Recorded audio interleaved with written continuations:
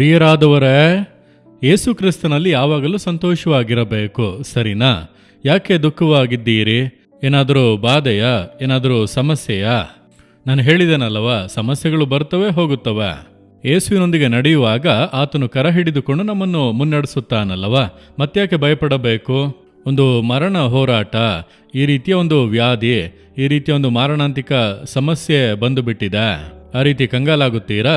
ನಿಮ್ಮ ಮನೆಯಲ್ಲಿ ಯಾರೋ ಒಬ್ಬರು ಬಾಧಿಸಲ್ಪಟ್ಟರ? ನಿಮಗೆ ಅಂತಹ ಒಂದು ಬಾಧೆ ಬಂದಿದೆಯಾ? ಏನು ಭಯಪಡಬೇಡಿ. ದೇವರು ಯಾವ ವಾಕ್ಯವನ್ನು ಹೇಳುತ್ತಾರೆ ಗೊತ್ತಾ?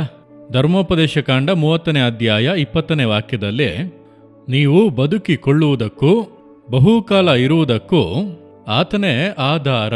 ದೇವರೇ ನಿಮಗೆ ಆಧಾರ. ದೇವರೇ ನಿಮ್ಮ ಬದುಕಿಗೂ ದೀರ್ಘಾಯಸ್ಸಿಗೂ ಆಧಾರ. ಈಗ ಹೇಳುತ್ತಾರೆ ನೋಡಿರಿ, 90 ವಯಸ್ಸು, ಆಗ ಸತ್ತರು ಅಂದರೆ ದೀರ್ಘಾಯಸ್ಸು, ಒಳ್ಳೆ ಮರಣ ಎಂಬುದಾಗಿ ಹೇಳುವರು. ಅದೇ ಯವನ ವಯಸ್ಸಿನಲ್ಲಿ ಸತ್ತರೆ ಅಲ್ಪ ಆಯಸ್ಸಿನಲ್ಲೇ ತೀರಿ ಹೋದರು ಎಂದು ಹೇಳುತ್ತಾರೆ. ಆಯಸ್ಸಿನ ಕುರಿತಾಗಿ ಜನರಲ್ಲಿ ಈ ರೀತಿಯಾಗಿ ಆಲೋಚನೆಗಳು ಇವೆ. ವಾಕ್ಯ ಹೇಳುತ್ತದೆ, ನೀವು ಬಹುಕಾಲ ಇರುವುದಕ್ಕೆ ಕರ್ತನೇ ಆಧಾರ. ಆದರೆ ನಿಮ್ಮ ಬದುಕಿಗೆ ಆಧಾರ, ಆತನ ಕರಗಳಲ್ಲೇ ದೀರ್ಘಾಯಸ್ಸು ಇದೆ.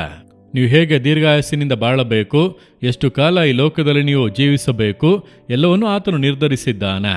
ಆತನು ತಪ್ಪು ಮಾಡುವಂಥ ದೇವರಲ್ಲ. ಒಂದು ವೇಳೆ ನಿಮ್ಮ ಕುಟುಂಬದಲ್ಲಿ ಯಾರಾದರೂ ಚಿಕ್ಕ ವಯಸ್ಸಿನಲ್ಲೇ ತೀರಿ ಹೋದರೆ ಅದುವೇ ಅವರ ದೀರ್ಘಾಯಸ್ಸು, ಕರ್ತನು ನೇಮಿಸಿದಂಥ ದಿನಗಳು. ಆದ್ದರಿಂದ ದುಃಖ ಪಡಬೇಡಿ.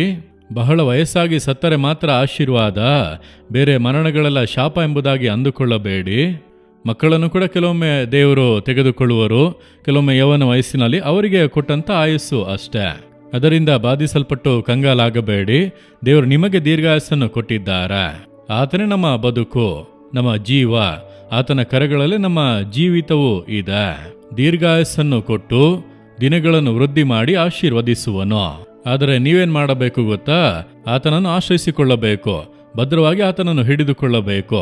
ಯೇಸು ಕ್ರಿಸ್ತನ ನನಗೆ ಎಲ್ಲವೂ ಕೂಡ, ನನಗೆ ಜ್ಞಾನ, ಬಲ, ಆರೋಗ್ಯ, ಆಯಸ್ಸು ಎಲ್ಲವೂ ಆತನೇ ಎಂಬುದಾಗಿ ಆತನನ್ನು ಆಶ್ರಯಿಸಿಕೊಂಡರೆ ನಿಮಗೆ ದೀರ್ಘಾಯಸ್ಸನ್ನು ಕೊಟ್ಟು ಆಶೀರ್ವದಿಸುವನು. ಈಗ ಹೇಳುವಿರಾ, ದೇವರೇ ನೀವೇ ನನಗೆ ಎಲ್ಲವೂ ಕೂಡ, ನನಗೆ ಬದುಕು ಕೂಡ ನೀವೇ, ನನಗೆ ಆಯಸ್ಸು ಕೂಡ ನೀವೇ, ನನಗೆ ದೀರ್ಘಾಯಸ್ಸನ್ನು ಕೊಟ್ಟು ನೀವು ನಡೆಸುವಿರಿ. ನಾನು ನಿಮ್ಮನ್ನು ದೃಢವಾಗಿ ಹಿಡಿದುಕೊಳ್ಳುವೆ. ಯೇಸುವಿನ ನಾಮದಲ್ಲಿ ಆಮೇನ್, ಆಮೇನ್. ಜೀಸಸ್ ರಿದೀಮ್ ಕನ್ನಡ ಯೂಟ್ಯೂಬ್ ಚಾನಲ್ ಅನ್ನು ಸಬ್ಸ್ಕ್ರೈಬ್ ಮಾಡಿ. ಸಬ್ಸ್ಕ್ರೈಬ್ ಬಟನ್ ಕ್ಲಿಕ್ ಮಾಡಿ ಮತ್ತು ಬೆಲ್ ಬಟನ್ ಒತ್ತಿ. ಅನುದಿನ ಕಾರ್ಯಕ್ರಮದ ಮಾಹಿತಿ ಪಡೆಯಿರಿ.